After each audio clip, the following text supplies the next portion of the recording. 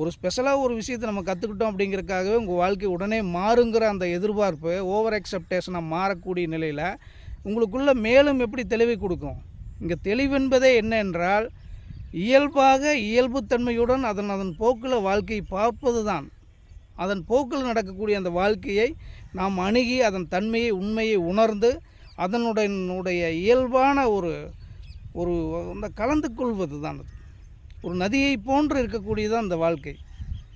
அது இயல்பாக அது ஓடிக்கொண்டே இருக்கும். அதனுடன் நீங்கள் பயணப்பட வேண்டுமென்றால், அதனுடன் எதிர்நீச்சல் போட்டு நீங்கள் இருந்து கொண்டே இருந்தீர்கள் என்றால், அந்த எதிர்நீச்சல் என்ற பயணத்தையும் கொடுக்காது, உங்களுக்கான ஒரு தன்மையில் ஒரு சக்தியை விரயம் பண்ணக்கூடிய நிலை தான் உங்களுக்கு ஏற்படும். எவ்வளவு நேரம் நீங்கள் எதிர்நீச்சல் போடுவீங்க?